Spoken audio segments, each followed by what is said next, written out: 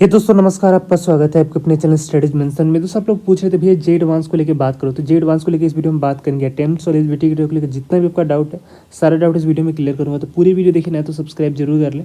तो सबसे पहले हम लोग बात करते हैं अटेम्प्ट को लेकर। तो आप लोग पूछे थे भैया जे एडवांस में कितने अटेम्प्ट हमें मिलते हैं। यहाँ पे आपको 2 अटेम्प्ट मिलते हैं, ठीक है।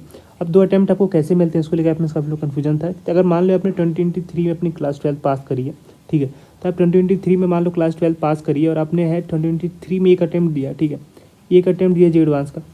अब यहाँ पे आप 2024 में भी एलिजिबल हो जे एडवांस के लिए, ठीक है, क्योंकि आपने क्लास 12 जब पास करी है 2023 में, 2024 में भी एलिजिबल हो।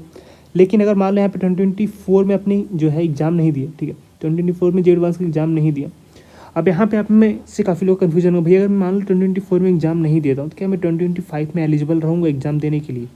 2025 में क्या मैं एग्जाम दे सकता हूँ जे एडवांस का। अगर 2 अटैम्प्ट मिल रहे हैं तो क्या मुझे एक अटैम्प्ट तो मैंने यहाँ पे 2023 में दे दिया, क्या मैं 2025 के लिए एलिजिबल हूँ अगर मैं 2024 में एग्जाम नहीं देता हूँ। तो बिल्कुल आप एलिजिबल नहीं हो, ठीक है। एलिजिबल इसलिए नहीं हो क्योंकि आपको सिर्फ 2 अटैम्प्ट मिलेंगे और सिर्फ जिस साल आपने क्लास 12 पास करी है। अगर मान लो अपने 2024 में अगर क्लास 12 पास करी तो 2024 में आप एक जे एडवांस का अटैम्प्ट दे सकते हो, और सिर्फ जिस ईयर आपने क्लास 12 पास करी उसके नेक्स्ट ईयर दे सकते हो, ठीक है। मतलब कि आपको सिर्फ ऐसा नहीं है कि आप बीच में गैप करके भी दे सकते हो, ऐसा कुछ भी नहीं है। ऐसा काफ़ी लोग कन्फ्यूजन रहता है, तो इस बात को मैं यहाँ पे कंफर्म कर देता हूँ आपको कि आप उसको लेके परेशान ना हो बार बार, ठीक है। तो यहाँ पे अगर मान लो ये आपने 2024 में क्लास 12 पास करी है तो आप 2025 में एलिजिबल हो जे एडवांस के लिए। लेकिन यहाँ पे आप सोचो कि 2025 में भैया मैं नहीं दूंगा, क्या मैं जे एडवांस 2026 में दे सकता हूँ, तो नहीं दे सकते हो, ठीक है। तो मतलब कि किसी भी ईयर में आपने क्लास 12 पास करी उस साल एलिजिबल हो, उसके नेक्स्ट ईयर एलिजिबल हो, ठीक है। लेकिन जेई मेंस का भी यहाँ पे आपको मैं बता देता हूँ, ठीक है। जेई मेंस का भी लेके साथ में यहाँ पे बता देता हूँ आपको कि जेई मेंस का भी ऐसा ही है, लेकिन यहाँ पे आपको 3 अटेम्प्ट मिल रहे होते हैं, ठीक है। जिस साल आपने क्लास 12 पास करी है उस साल एक बार दे सकते हो, उसके नेक्स्ट ईयर, उसके नेक्स्ट ईयर, ठीक है। मतलब कि मान लो आपने क्लास 12 पास करी है 2022 में, ठीक है, तो यहाँ पे आप 2022 में 12th के साथ एक बार दे सकते हो, 2023 में दे सकते हो, 2024 में आप दे सकते हो, ठीक है। वैसे ही 2023 में अगर क्लास 12 पास करी 2023 में दे सकते हो, 2024 में दे सकते हो, 2025 में दे सकते हो। तो आपको जेई मेंस का 3 अटेम्प्ट मिलता है, जे एडवांस का 2 अटेम्प्ट मिलता है, ठीक है।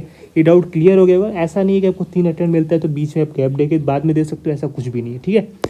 तो ये डाउट आपका क्लियर हो गया होगा कि आपको जो है लगातार आपको देना होता है, ऐसा नहीं कि बीच में गैप दिए तो आपको अटेम्प्ट्स नहीं माने जाते, अटेम्प्ट आपके खत्म हो जाते हैं, ठीक है।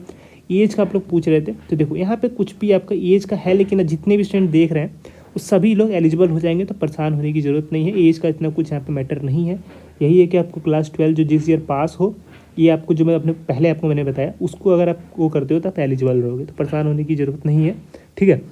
अगला जो आप सबका था भैया क्लास 12 का, इसमें क्या एलिजिबिलिटी क्राइटेरिया रहता है। तो देखो क्लास 12 के एलिजिबिलिटी क्राइटेरिया ये रहता है कि आपका 75% तो हटेगा नहीं, क्योंकि आपको पता है कि जेई मेंस का तो ब्राउचर रिलीज हो चुका है, तो वहाँ पे तो कुछ भी ऐसा लिख के नहीं आया कि 75% का हटा रहे हैं कुछ भी। तो 75% आपका नहीं हटने वाला है। जैसे कि जेई मेंस में आपको 75% है, तो वैसे ही जेई एडवांस में भी आपको 75% रहेगा।